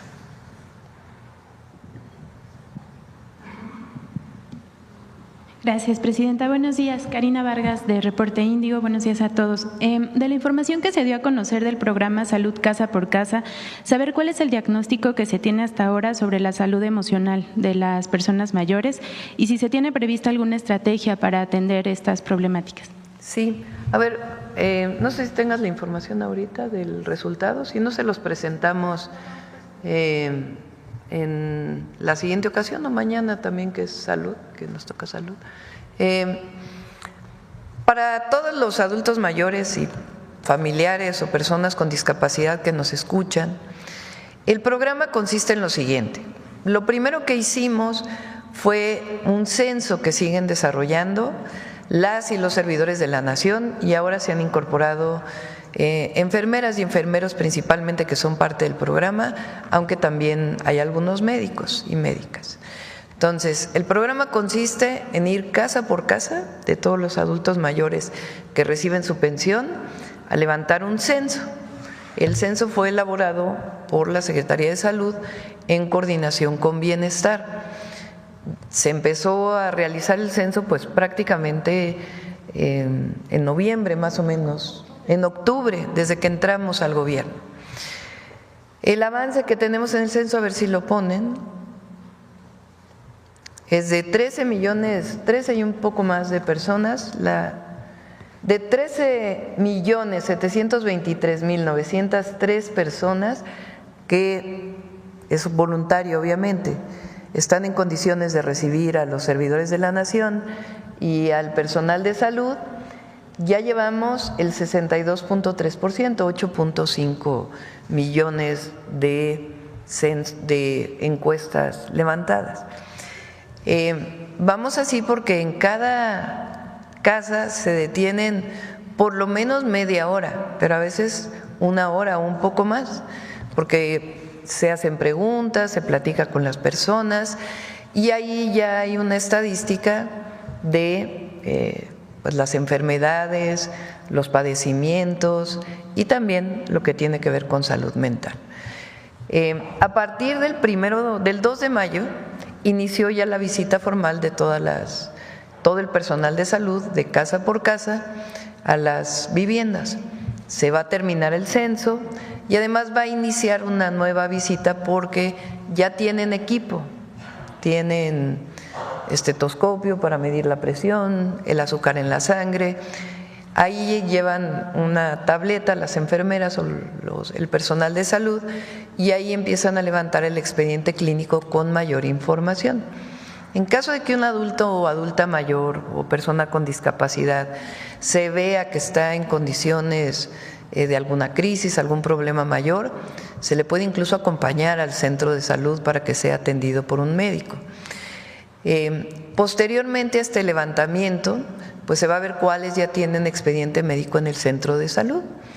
Si están tomando algún medicamento para la presión, entonces el propio personal de salud le puede recetar para que en las tiendas del bienestar o en su centro de salud puedan recoger en las farmacias del bienestar su medicamento de manera gratuita, ya con el nombre del paciente. Si no ha sido medicado y encuentran que tiene una condición, el personal de salud que esté en campo se va a poder comunicar, eso lo vamos a instalar durante este y el próximo mes, a un centro telefónico de salud para poderse comunicar con médicos y poder tener referencia de qué es lo que deben hacer el personal de salud, enfermeras, enfermeros que estén en campo, frente a una situación en donde vean que, por ejemplo, tiene presión alta. Y si es necesario, pues también se le lleva al centro de salud. A partir de ahí probablemente pues ya se va a saber qué personas van a tener que medicarse permanentemente y ya van a poder ir a recoger su medicamento en farmacias del bienestar. Y en lo que tiene que ver con salud mental, pues también van a ser atendidos, revisados y en comunicación permanente con este centro de salud telefónico que estamos ya instalando. En este caso de la salud mental, ¿se tiene previsto también una parte del presupuesto por si se requiriera también medicamento para estos padecimientos? Bueno, ahí tienen que ir directamente con un psiquiatra o con un médico especialista, porque ahí sí no se puede medicar a distancia. ¿Solo sería como el diagnóstico en este caso? Sí, y acompañarlos al lugar especializado en donde puedan ser recibidos. Gracias, Presidenta. Y retomando el tema del trolebús elevado, saber si ya se tiene un estimado de la tarifa que tendrá este transporte. Se está revisando. Actualmente las personas del Estado de México pagan 14, 15, hasta 19 pesos por llegar a la Ciudad de México. El objetivo es que paguen menos que eso. Pero se está revisando la tarifa que se va a cobrar, particularmente de las estaciones que vienen del Estado de México hacia la ciudad. Es importante decir que muchas personas llegan a Santa Marta, se bajan del transporte concesionado y se suben al metro. Entonces normalmente pagan lo que el transporte público concesionado, porque en el Estado de México no hay transporte público como empresa de gobierno. En la ciudad sí, está RTP, está el metro, está el trolebús, etcétera, distintas empresas del gobierno. Entonces vienen en transporte concesionado, pagan 15 pesos, se bajan en Santa Marta y luego pagan otros 5 pesos del metro que los lleva a otro lado. Entonces aquí pues sí, si se transbordan al metro, pagarían el adicional del metro, pero pueden irse hasta Constitución de 1917, que ya es la línea 8 y ya les queda pues mucho más cerca. O después, ya está lista la obra civil, nada más se está trabajando, me dijeron ayer, en lugares de encierro o algo así, de los trolebuses, porque ese trolebús baja y se va a ir por Mixcoac, hasta Mixcoac, así está el poniente de la ciudad. ¿Habría la posibilidad de que, como en la red de la Ciudad de México, pueda pagarse el transbordo sea gratuito de este sistema al metro? Es complejo. ¿Quién va a operar el trolebús? Sistema de Transportes Eléctricos de la Ciudad de México. Aun cuando esté en el Estado de México, como no tiene empresa operadora el Estado de México, entonces lo va a operar Sistema de Transportes Eléctricos, ese trolebús. Entonces la tarifa pues la va a definir el propio gobierno de la ciudad y obviamente vamos a apoyar junto con el Estado de México. Gracias. En una tercera pregunta, Presidenta, una encuesta de Reporte Índigo y Factométrica que se publica hoy en la edición impresa de Reporte Índigo señala que al séptimo mes de su gestión, 76% de la población aprueba pues su mandato y en particular 63.4% considera que las acciones para combatir la pobreza son buenas y este respaldo se da sobre todo después del anuncio de la aceleración del Plan México. La pregunta es, ¿cómo suma este respaldo a la implementación de esta estrategia? Pues todo es con el pueblo, esa es nuestra fuerza. Lo más importante de un gobierno de la Cuarta Transformación es obviamente la honestidad, la convicción y la cercanía con el pueblo. Nosotros nunca nos vamos a alejar del pueblo de México, nunca, porque ese es nuestro mandato y además es nuestra convicción. ¿A quién le servimos? Al pueblo. Entonces, eso es lo que refleja la encuesta, la cercanía y también la defensa de nuestro país, siempre, la defensa de la soberanía nacional por encima de todo y la cercanía con el pueblo. Eso es lo que representa la Cuarta Transformación. Gracias. Y por último, Presidenta, en este sentido, con base en los datos del Secretariado Ejecutivo del Sistema de Seguridad Pública, el 10 de mayo fue el día con una menor cifra de homicidios dolosos en el país, en lo que va de su administración, con 46 casos. ¿Le informó algo el Gabinete de Seguridad sobre este tema? Sí, ha sido el fin de semana con menos homicidios desde hace varios años. A ver, pon otra vez la gráfica de homicidios que presentaron el jueves. Ese día, al otro día creo que salió la noticia del nuevo Papa y todo eso, y no se informó tanto sobre esto. Pero la mensual, a ver si la tiene.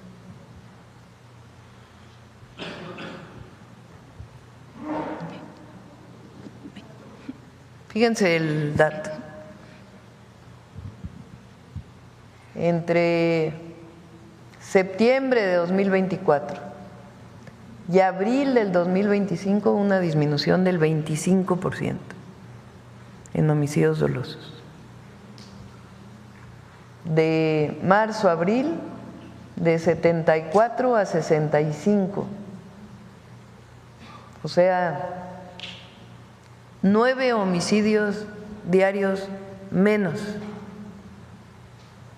en todo el país. Y los datos hasta mayo son todavía menores. Siempre hay que esperar a que termine el mes porque hay fiscalías que no envían la información completa. Pero este es el trabajo del Gabinete de Seguridad con los 4 ejes que hemos planteado: atención a las causas, consolidación de la Guardia Nacional. El viernes que fui a Acapulco, los mismos hoteleros que estaban en el evento, agradeciendo mucho también el tema de seguridad en Acapulco, que hay pues mucha presencia de la Guardia, se notaban en sus cuatrimotos, la Guardia sobre la costera y otras colonias de Acapulco. La inteligencia, la investigación y la coordinación con todas las entidades de gobierno. Entonces, chistoso porque los adversarios, ¿no?, los comentócratas, hasta esto lo critican. O sea, no hay lo que hagamos, de todas maneras va a haber crítica. Es más, ellos quisieran, ¿no?, que el gobierno de Estados Unidos interviniera en México,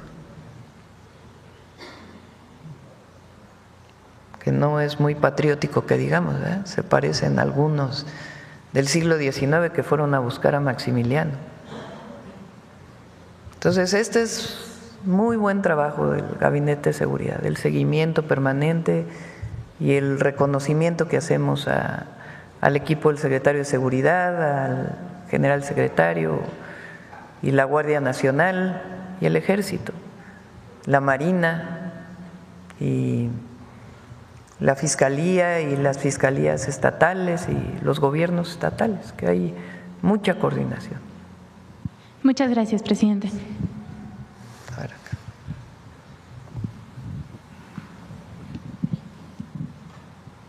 Gracias, presidenta. Juan Bautista de Voces del Periodista, que dirige Morizolum en la revista y la maestra Celeste en radio. Me llama mucho la atención que la imagen de ayer, que es histórica, es potente, es trascendente, no tenga la relevancia que significa. El hecho de que usted haya ido ayer, un día después del festejo del Día de las Madres, que sigue trabajando de manera incansable, al oriente de la ciudad y se reúna con la jefa de gobierno y con la gobernadora del Estado de México, inaugurando en una acción preliminar este nuevo transporte que va a beneficiar entre 7.5 millones de personas y 10, porque se le olvida la memoria tan flaca y tan delgada del neoliberalismo, que allá en Chalco se les hizo un programa de solidaridad, pero se le olvidó poner las calles, la tubería, el drenaje con las inundaciones y mucho menos el transporte. Y eso realmente representa un tema histórico, un parteaguas en la ciudad, porque solamente ese transporte estaría sumando lo que transporta aquí en la Ciudad de México, los 5.5 millones de usuarios diariamente y los 3 millones del trolebús en la Ciudad de México. Entonces, solamente ese transporte, este azul metálico muy tamayesco, por ejemplo, estaría alivianando, solventando este traslado que entre origen y destino, el ciudadano en México, en la Ciudad de México, ocupa casi 5 horas de transporte para llegar a su lugar de trabajo. Entonces yo quisiera preguntarle sobre el sentir desde el día de ayer y esta obra que realmente es una obra magnánima. Esa es mi opinión, Presidenta. Sí. Fíjense, esta obra, a ver si hay por ahí algunas fotos de la ciudad que inauguramos cuando fui jefa de gobierno. Esta forma de transporte es una innovación. Sí.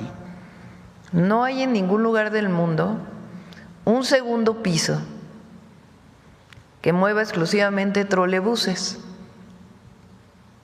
Claro. El trolebús pues es un transporte eléctrico, no contamina, no tiene contaminantes locales. Estos trolebuses en particular tienen 75 kilómetros de autonomía, es decir, si no están conectados a la catenaria, tienen sus baterías para poder funcionar. En la Ciudad de México hay uno sobre todo Ermita Iztapalapa, que fue el primero que hicimos, y viene desde Chalco. En una parte viene a nivel, en la carretera que va a Puebla, no sé si es Tlanepantla o Ecatepec, el municipio que atraviesa para llegar a Puebla, a lo mejor son los dos. Ecatepec y Ciudad de Nezahualcóyotl en su parte oriente ya, sí, a la salida. Ecatepec y Neza, sí, tienes razón. Y Iztapalapa del otro lado. Ecatepec principalmente. Sí. Y Los Reyes La Paz también. Hay una parte que tiene, en donde está de un lado Iztapalapa todavía y del otro lado Los Reyes La Paz, es el límite de la ciudad con el Estado de México. Es una zona que creció muchísimo, el oriente de la ciudad, o el oriente de la zona metropolitana del Valle de México, más bien por decirlo así. Ahí en el oriente vamos a hacer muchas acciones, porque es una zona que tiene alrededor de 10 millones de habitantes, y en 10 municipios estamos trabajando con el gobierno del Estado de México y los municipios para mejorar el entorno urbano y los servicios urbanos, y pues es una forma de transporte público que actualmente en esa parte de Iztapalapa debe mover alrededor de 100,000, 120,000 pasajeros diarios. Y tiene la ventaja de que si va aumentando la demanda, pues se van adquiriendo más trolebuses y se van incorporando. Sí. Y además pues no tiene semáforos, entonces es como un metro, desde que inicia hasta que termina, pues no hay semáforos, entonces el recorrido va a pasar de 1 hora y media a media hora, 40 minutos máximo. Entonces realmente es una innovación en México este transporte, y muy importante, y pues el objetivo es llevarla a otros lugares del país. Claro, también. Y complementar todo lo que se dejó de hacer y se le vio siempre a la parte oriente como la parte más marginada de la ciudad, donde llegaban los migrantes y no había todavía en los años 74, en el año 74, no había banquetas, no había drenaje y las poblaciones rurales estaban ahí hacinadas. Hoy esto va cambiando, sobre todo pues con los servicios de salud que se complementa de educación, de pavimentación y desde luego pues esto que va a ser ahí va a haber, cinturón. ¿Cuáles son los hospitales hoy? Los ¿Qué vas a hospitales, hacer? claro. A ver. Muchas gracias, Presidenta. Sí, en toda esta parte del oriente del Estado de México se va a construir un nuevo hospital regional del IMSS en Ciudad de Nezahualcóyotl, otro más en Chimalhuacán, y está el rescate de 2 hospitales que habían estado abandonados durante mucho tiempo, de los que estaban financiados por Seguro Popular de el ISEM en su momento, ahora van a ser del Seguro Social, el oncológico de Ecatepec, que además va a tener un énfasis en cáncer pediátrico, y un hospital más pequeño, pero también que durante mucho tiempo estuvo abandonado, en Chicolhuapan. Son 4 nuevos hospitales, además de un número importante de centros de salud. Gracias por esta respuesta. Presidenta, por otra parte, quisiera llamar su atención sobre el estado de Querétaro, que es la 10ª economía más importante del país y incluso tiene una aportación magnífica en segundo lugar del Producto Interno Bruto. El Plan México pone mucha atención en este sistema de inversión internacional y por todo lo que va a despertar y a desarrollar. Esta población es de clase media, muy emprendedora. Muchos mexicanos ya han emigrado para allá, digo, citadinos y también de otros lugares. Pero tenemos hoy un fenómeno que hoy se está visibilizando más, Presidenta, porque hay presión para compra de terrenos. Hay invasión de terrenos y también hay fraudes en estos fraudes inmobiliarios.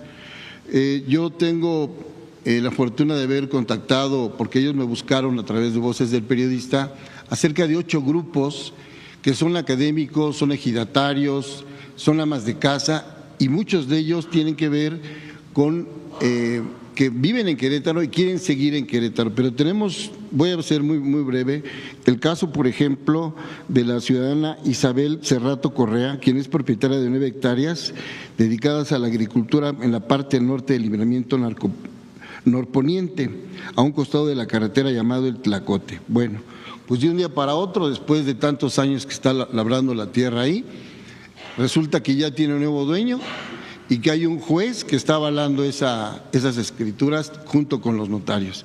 Ese es un caso, pero el otro, incluso esto ya está aquí en una denuncia presentada ante la Dirección de Participación Ciudadana, ya está desde hace como un mes y medio.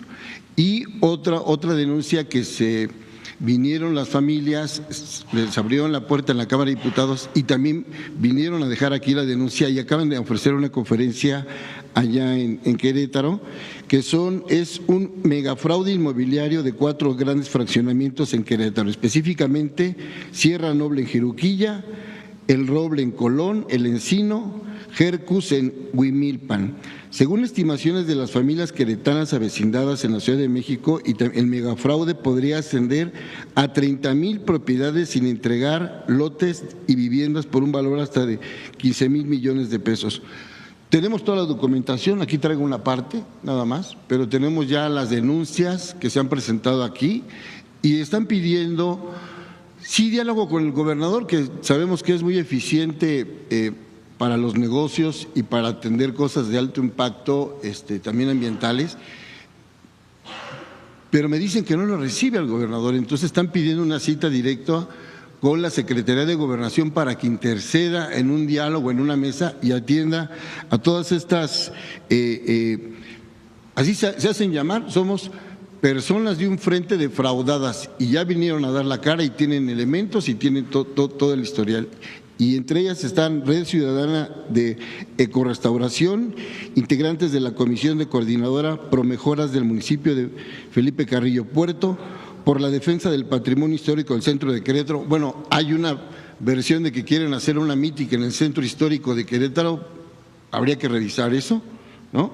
Y también participan maestros, ingenieros ambientales, especialistas en gestión y proyectos culturales. No son gente de la oposición que digamos que esté buscando un beneficio propio, sino son gente que quiere participar, que se quiere sumar al desarrollo, pero quiere tener un espacio de diálogo, presidente. Lo revisamos, si Muy nos bien. das la información. Y por último, yo tuve la oportunidad de estar el fin de semana en la Casa Cultural Marilloy y Octavio Paz, que dirige la maestra Leticia Luna, directora de la Casa de Cultura, una casa maravillosa, incluso ahí se tiene la biblioteca del gran poeta Octavio Paz, se tiene la medalla con el diploma, algo que apenas tiene año y medio ahí, y están solicitando, digo porque estuve como reportero escuchando las ponencias, y están solicitando que si tiene a bien analizar el Fondo de Cultura y la Dirección de Bellas Artes, la reedición de las obras de Antonieta Rivas Mercado, ¿no? Como luchadora, como promotora cultural, como poeta, como escritora. Entonces, es la solicitud, presidente. Sí, lo revisamos. Hasta ahí. Gracias. Adelante. Gracias, presidenta. Acá y acá.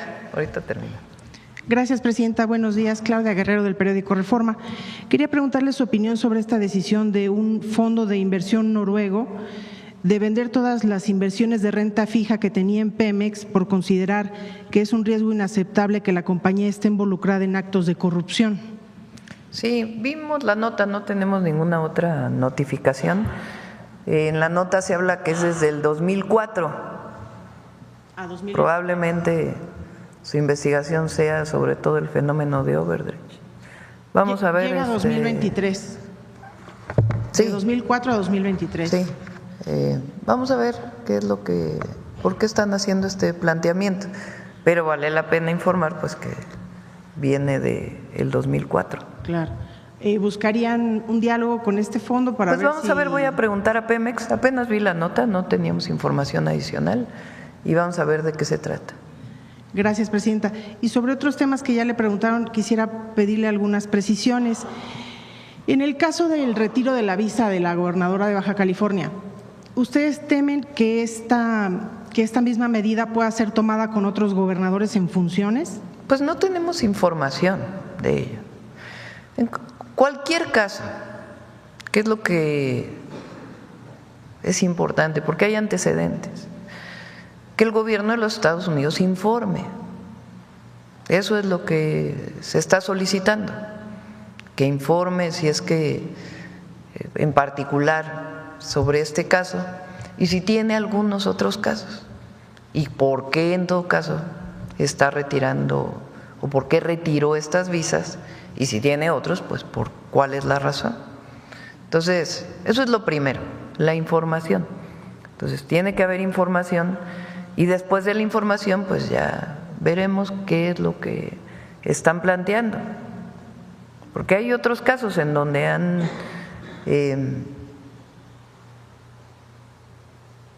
bueno, no me quiero adelantar. Vamos a esperar la información y después ya comentamos sobre el tema. El hecho de que no hayan avisado de manera previa a esta medida, ¿lastima la relación bilateral? Pues vamos a esperar a que nos den la información. Pero no lo hicieron, o sea, es un hecho que no les lo hicieron, antes. Vamos a esperar a ver qué información dan y cuál es la razón de por qué retiraron las visas. Si hay una comunicación tan fluida, ¿no afecta esto la relación? El hecho de que haya… Vamos a esperar a ver qué información nos dan. Por otro lado, también quisiera preguntarle sobre el asunto del gusano barrenador. Si habría alguna estrategia oculta de parte del gobierno de Estados Unidos para tomar esta decisión de volver a cerrar la frontera. Es decir, que no sea meramente sanitaria la decisión, sino que haya algo más. Bueno, yo en algún momento dije, y no quiero ni personalizar ni nada, que no hay que olvidar que Estados Unidos tiene elecciones el próximo año para gobernadores, algunas gubernaturas. Lo que no puede es usarse a México en sus campañas. Bastantes problemas tienen allá para que en todo caso hagan los planteamientos de por qué se postula a alguien a un puesto de elección, pero que no sea un tema político, ¿verdad? porque no hay razón para cerrar la frontera, porque se ha estado informando de manera permanente, incluso hubo un primer cierre, se informó, se llegó a un acuerdo, y ahora pues ¿cuál es la razón por la que se cierra la frontera? Entonces el secretario Verdeguer está en contacto permanente con la secretaria de Agricultura del gobierno de los Estados Unidos, y lo que se acordó es que fuera por 15 días. Entonces en esos 15 días pues se va a estar dando toda la información. Evidentemente, pues cualquier país evita ser contaminado por una plaga, ¿verdad? Pero no hay razón para el cierre de fronteras en este caso, porque hay un control sanitario permanente del Gobierno de México que ha estado tomando el secretario Verdeguer con todas las instituciones de SADER. ¿O será necesario también reforzar los operativos en frontera sur justamente para evitar la entrada de ganado ilegal? Es que se ha hecho mucho. Se los vamos a informar para que venga el secretario de Agricultura y que pueda informar todo lo que se ha estado haciendo para el tema del gusano barrenador. Incluso lo informó aquí la última vez que estuvo, que se está reforzando las instituciones de SADER, porque antes había instituciones en donde se terciarizaba este trabajo y en algunos casos pues no estaba funcionando. Entonces se está tomando el control sobre ello. Hay otros temas, por ejemplo, donde hay asociaciones ganaderas que realizan actividades que debería desarrollar la institución. Hay casos en donde funciona muy bien, pero hay casos donde no. Entonces, todo eso lo está revisando el secretario Verdeguer, todo lo que tiene que ver con ganadería. Y sobre el caso de la elección en Veracruz. Y Senacica, obviamente. Sobre el caso de la elección en Veracruz, Presidenta, ya se había dado el asesinato de un candidato y usted comentó que el Gabinete Federal se iba a poner en comunicación con la gobernadora para incrementar la coordinación y un poco determinar si era necesario aumentar la seguridad. Ahora se da este nuevo asesinato. ¿Qué falló? Ya se ha aumentado la seguridad y se está revisando en particular en este caso cuáles son las causas y realizar la investigación y se va a informar. Desde su punto de vista, ¿hay condiciones para que se lleven a cabo los comicios en Veracruz? Sí, toda la elección, y está ahí el Instituto Nacional Electoral, en particular el Instituto Electoral de Veracruz y todas las instituciones públicas que haga falta. ¿Hay posibilidades de aumentar la presencia de la Guardia Nacional? Sí, también. Hoy le pedí al general secretario que se pusiera en contacto con la gobernadora para saber en qué lugares ella considera que tiene que haber más apoyo de la Guardia Nacional y poder otorgarlo. Presidenta, gracias. También quisiera preguntarle sobre un oficio que se dio a conocer la semana pasada, en donde el director de la IFA expresa su preocupación a ciertos mandos militares por protagonismos o desorden que existe en la operación de la terminal aérea. Saber si usted conocía de este problema que está viviendo el aeropuerto. Hay trabajadores que también están preocupados y que comentaron que le enviarían a usted una carta porque aseguran que es difícil trabajar, ellos siendo civiles, bajo mandos militares en función de cómo se conducen. Entonces quería preguntarle si usted está al tanto de este asunto. ¿No hay ninguna queja ciudadana del AIFA? Pero interna. Sí, pero son ajustes normales, no hay nada, digamos, fuera de lo común, nada. Y está funcionando muy bien el aeropuerto, muy bien. Este tipo de hecho, hay nuevos vuelos internacionales que van a llegar al AIFA, que fueron pues parte de los acuerdos que se tienen con aerolíneas. Este tipo de problemas internos que se registran en la conducción del aeropuerto, quisiera preguntar si desde su punto de vista no generaría una reflexión sobre qué tan conveniente es que las Fuerzas Armadas administren instalaciones de este tipo. Está funcionando muy bien el aeropuerto, está funcionando bien. Puede haber ajustes como si hubiera autoridades civiles, siempre, pero está funcionando muy bien, no tenemos ninguna queja. Y finalmente quisiera preguntarle, Presidenta, la semana pasada se dio un operativo policíaco en Tabasco en donde se reprimió a estudiantes. Quisiera saber su opinión sobre este tema. Usted fue activista estudiantil y ¿qué piensa de lo que ocurrió? No debe haber represión, nunca. Y entiendo que ya hay diálogo entre que el gobernador May está tomando cartas en el asunto, no es necesario. A veces ocurre que es decisión de un mando policial, no de el gobernador. Entonces Javier pues es un compañero muy bueno, muy buen gobernador, y sé que él está ya en diálogo con los estudiantes y tomando medidas para que esto no se repita. Y Presidenta, por último, comentaba usted hace un momentito que mañana van a anunciar una serie de medidas para incrementar la producción de medicamentos en territorio nacional. También nos ha comentado en varias ocasiones que en el sexenio de Calderón se eliminó una disposición en ley que obligaría a las plantas, a las farmacéuticas, a tener una planta en México para poder comercializar. ¿Van a regresar esto a la ley? ¿Será una disposición reglamentaria? Es distinto, si quieren ya mañana lo informará el doctor Kersenovich, pero en efecto se quitó el requisito de planta, eso disminuyó la producción de medicamentos en aquella época.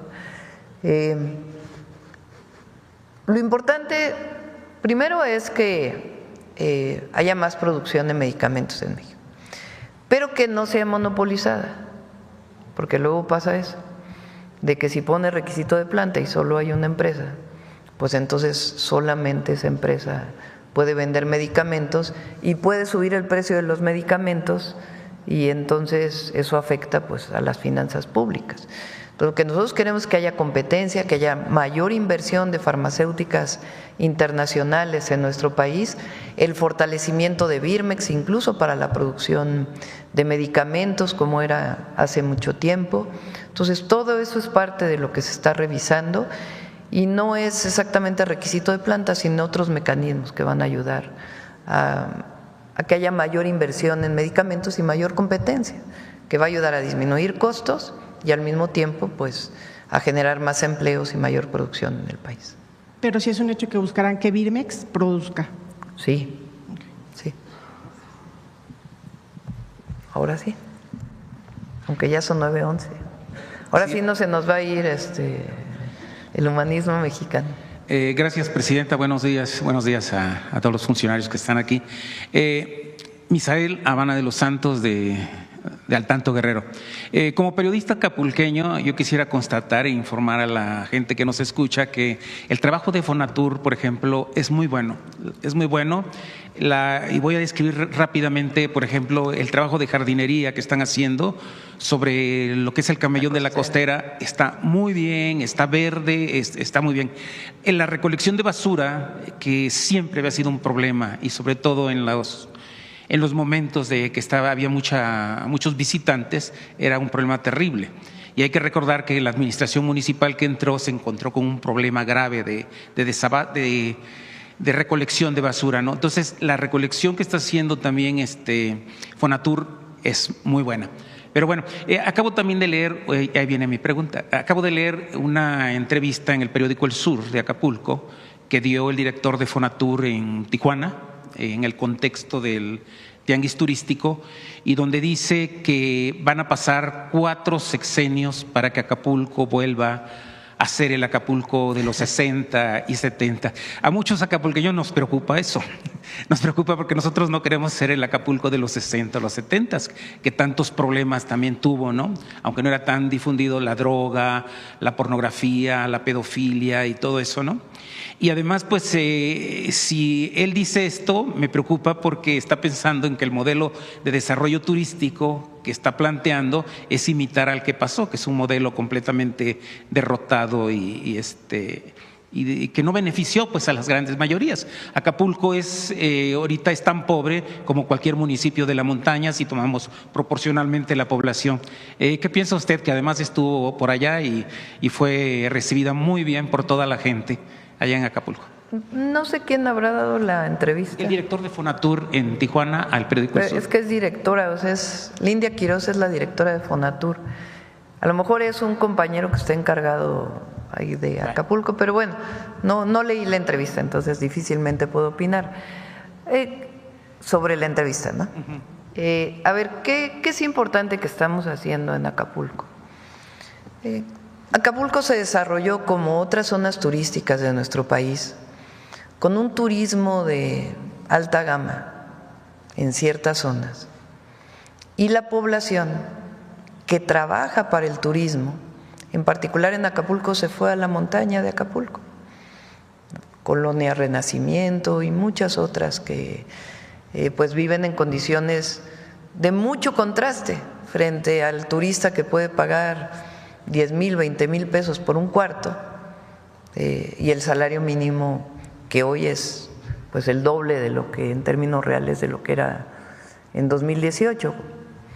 Entonces, igual tenemos, por ejemplo, Los Cabos. Los Cabos es un contraste, yo creo que incluso mayor, de ese turismo de alta gama y quien trabaja en los hoteles que muchas veces no tienen ni vivienda. O Cancún y la Riviera Maya, que también quienes trabajan ahí pues viven en condiciones muy distintas. Entonces, ¿qué es lo que estamos haciendo ahora? Obviamente, seguir con la tendencia del aumento al salario mínimo, que permita pues que la gente viva en mejores condiciones, además de los programas de bienestar, obviamente, que son para toda la población. En Acapulco en particular, pues estamos haciendo las obras de agua potable. ¿Para qué? Pues para que la población de Acapulco tenga agua y no solo los hoteles. Entonces, se está, por ejemplo, elevando las plantas de bombeo. Creo que son 3 plantas principales abastecedores de Acapulco, que cuando hay un huracán o hay una inundación, pues siempre se anega, se descomponen. Entonces ahora se están elevando para que no vuelvan a tener los problemas frente a las inclemencias que pueda haber del tiempo. Y además, pues están mejorando todas las tuberías que llegan pues a las zonas altas, no solamente a la zona baja de Acapulco. De igual manera, todo el desasolve de los ríos que se está haciendo, porque normalmente las partes inundadas pues son la parte de las colonias. Y también pues todo el trabajo que se está haciendo de mejoramiento urbano, que es parte fundamental. Además, pues está mejorando la costera como parte del trabajo que hace Fonatur. Entonces está ayudando al municipio y al Estado para que pueda haber obras mayores que ayuden a todas las colonias.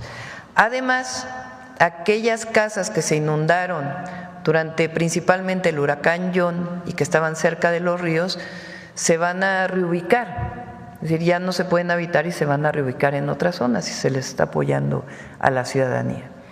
Por ejemplo, en Los Cabos, pues está ahí, fue donde iniciamos el programa de vivienda para el bienestar, para que no sea en estas colonias que no tienen servicios, de casas pues sumamente precarias, donde viva quien trabaja en los hoteles, sino que vivan también en casas dignas de 60 metros cuadrados, que estén construidas para evitar pues altas temperaturas dentro de los hogares.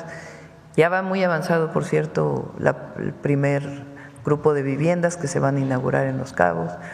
Entonces, igual en la zona de Benito Juárez, en Quintana Roo, también estuvimos recientemente para construir más viviendas. Bien, Presidenta, ya para concluir,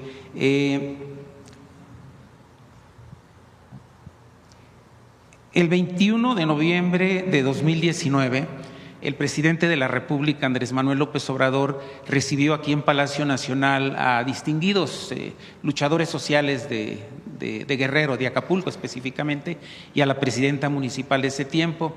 Entonces ellos le solicitaron que se construyera el hospital de 3er nivel, que ya próximamente van a entregar ustedes en agosto, creo. Sí, ¿verdad? En agosto más o menos, bueno, lo que dijeron en Acapulco, ¿no? Entonces, y entre otras cosas también propusieron un modelo de desarrollo turístico alterno para los pueblos de la Costa Chica, al menos 9 municipios. Se vinieron realizando reuniones y se fue avanzando en el proyecto, pero a partir del inicio de su sexenio no ha habido contacto otra vez con este grupo, lo recuperamos. ni por parte de la Secretaría de Turismo, ni de Guerrero, ni por parte de la Secretaría de Turismo Federal. Entonces ellos están preocupados y además es muy interesante porque, bueno, es la contraparte de la primera pregunta, ¿no? Estaba yo reclamando que hay olvido de los acapulqueños para beneficiar a los grandes empresarios del turismo, y esta gente está proponiendo un modelo alternativo de desarrollo ecológico, ambiental y todo esto. Traigo el documento aquí en digital, se los podría pasar. Sí, por favor. Sebastián Ramírez, que es el subsecretario de Turismo, él, además de estar apoyando principalmente a Acapulco, tiene entre una de sus tareas el turismo comunitario y ha estado trabajando con varias organizaciones ejidales, comunales y de personas de organizaciones sociales que han tenido como uno de los temas más importantes.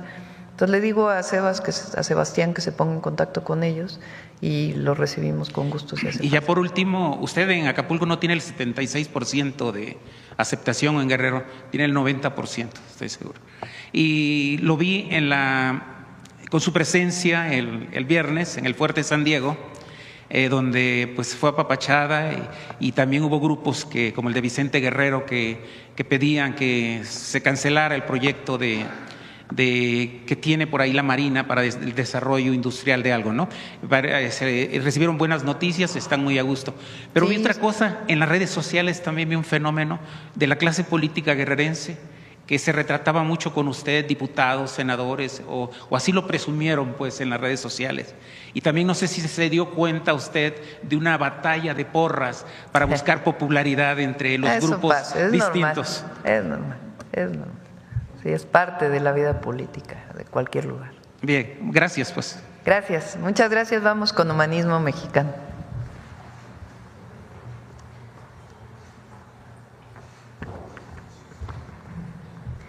Con su permiso, Presidenta, buenos días a todos y todas. Miguel Hidalgo y Costilla, de espíritu humanista y con gran compromiso social, es un personaje histórico que sin duda inspira al humanismo mexicano. El pasado 8 de mayo se cumplieron 272 años del nacimiento de Miguel Hidalgo, quien además de ser cura e insurgente, fue un brillante intelectual, docente y rector del Colegio de San Nicolás en Valladolid, hoy Morelia, Michoacán. Sin embargo, como podrán ver en el video a continuación, su vocación de enseñanza no se limitó al ámbito académico. Su dominio de lenguas originarias le permitió poner conocimientos prácticos de alfarería, agricultura y producción textil al servicio de feligreses indígenas y mestizos. En suma, todos y todas conocemos a Miguel Hidalgo, el padre de la patria, el héroe de bronce. Hoy les invitamos a conocer a Miguel Hidalgo, el humanista, el intelectual, el maestro cercano a los menos favorecidos. Pocas naciones independientes en el mundo pueden enorgullecerse de contar como iniciador de su independencia al rector de una de las más prestigiosas instituciones educativas, a un intelectual reconocido y a un humanista convencido en los valores de la fraternidad, la libertad y la soberanía popular. La lucha por la independencia dio origen al México libre y soberano. Miguel Hidalgo forjó la identidad nacional y la patria mexicana. Su inteligencia es un aporte sustantivo y distintivo de la independencia mexicana. Gracias a ella, a su carisma e identificación con el pueblo, asumió el liderazgo insurgente. Hidalgo conocía los dolores del pueblo mexicano desde sus raíces. Vivió las injusticias del colonialismo español que estableció un régimen despótico y de explotación. El padre de la patria, Miguel Hidalgo, nació el 8 de mayo de 1753 en la Hacienda Corralejo, en Guanajuato. Fue admirador del obispo Vasco de Quiroga, quien fue un benefactor de los indígenas en sus misiones de Santa Fe y Pátzcuaro, Michoacán, donde promovía la fraternidad y la igualdad.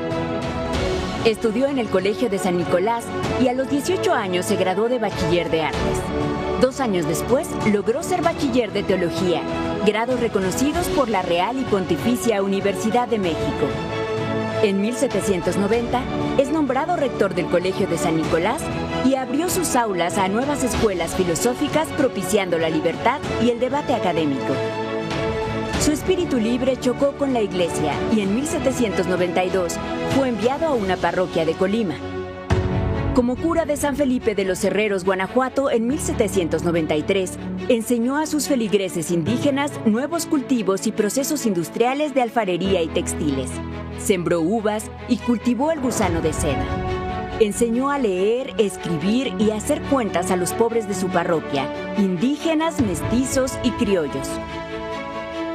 Su labor social también fue cultural. Hidalgo tradujo y presentó obras de teatro francés de Molière y Racine.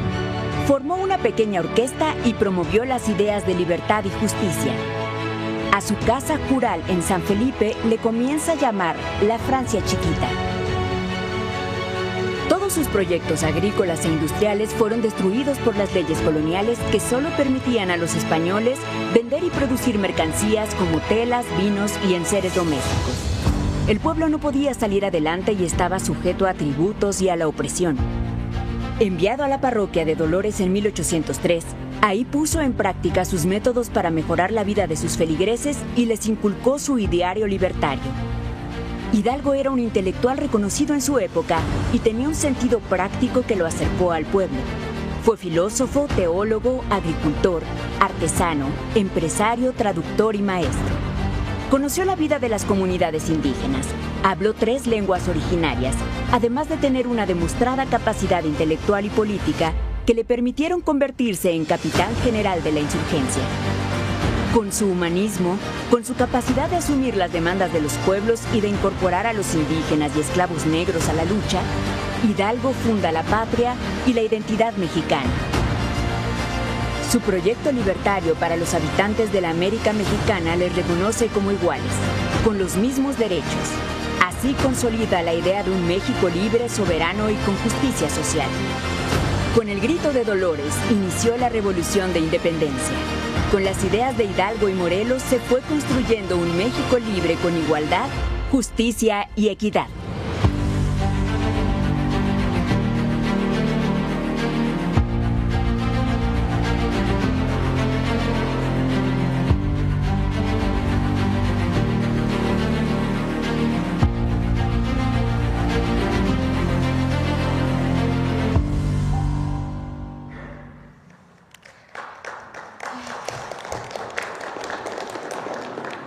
Como pudimos ver, el liderazgo insurgente de Miguel Hidalgo fue tan solo la manifestación de toda una vida dedicada a la búsqueda de la igualdad, de la justicia y del bien común. Muchas gracias. Gracias. Hasta mañana. ¿Por qué se cancelaron las visas de la gobernadora? Gracias, buenos días.